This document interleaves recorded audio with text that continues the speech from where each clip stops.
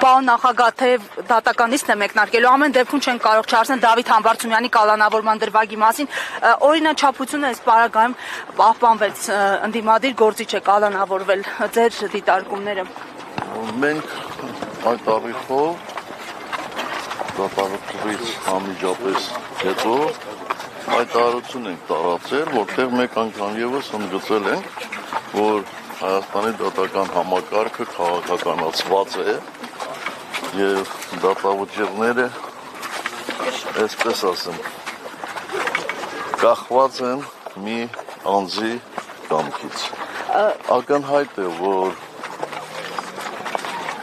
ամբողջ դատավարության ընթացքում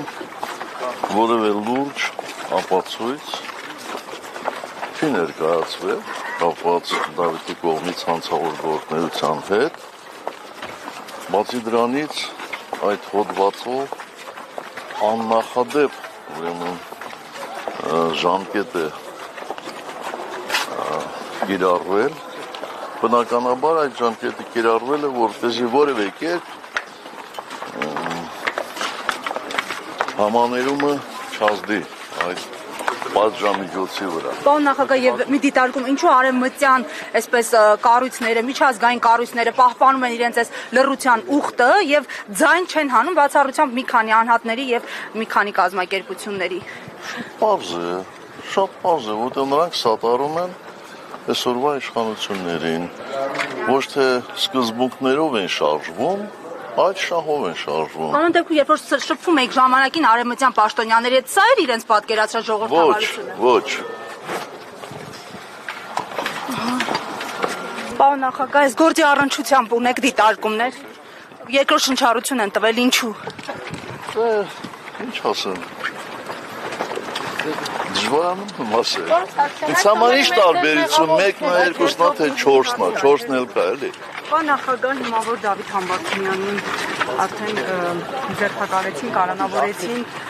ինչ է լինելու Նիկոլ Փաշինյանի իմպիչմենտի գործընթացը։ Հնարավոր է, որ տապալվի կամ նոր թեկնածու առաջադրեք, ձեր պլանների մասին։ Ոչ, որովհետև դեռևս Դավիթ Համբարձումյանի մասով դատավճիռը օրինական ուժի մեջ չի մտել,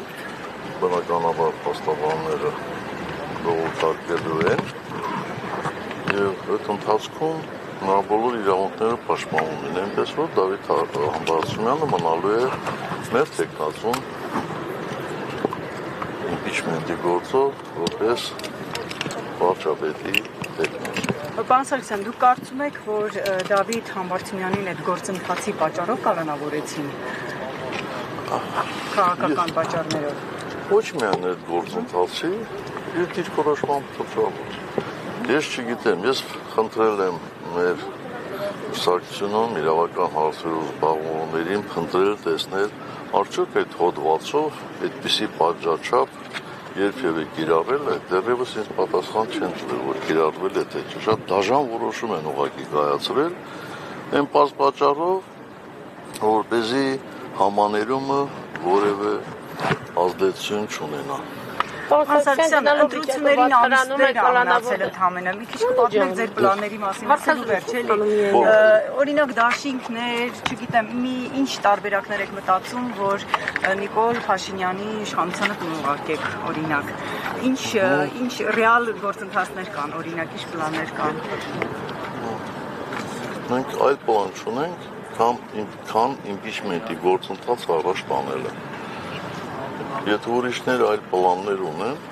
այլ առաջարկություններ ունեն, մենք հաջորդով դա կլսենք։ Ինչ եք ասում։ Պարոն Սարգսյան, գնալով վիճակը երկրի կարծես վատանում է, եկեղեցու դեմ արշավել, կալանավորներ, քաղաքական հետապնդումներ, այսպես քրեականի տակ։ Այս ամենում դուք ձեզ երբ որ մնեք մենակ մեղավորության զգացում ունենում եք։ Եթե նույնիսկ այս փոքր խմբում մեկը կա, որ ինքը կասի երբեք ինքը մեղավոր չի եղել։ 18-ի իրադարձությունների շատ լավ։ Այս գործով արդարացած դատավորի նկատմամբ կարգապահական վարույթ հարուցվեց եւ նա հեռացվեց դատական համակարգից։ Մտավախություն չունեք, որ եթե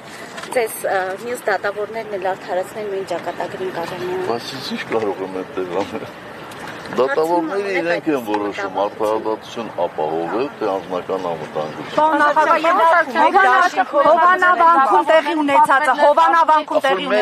Հովանավանքում տեղի ունեցածին ինչպես է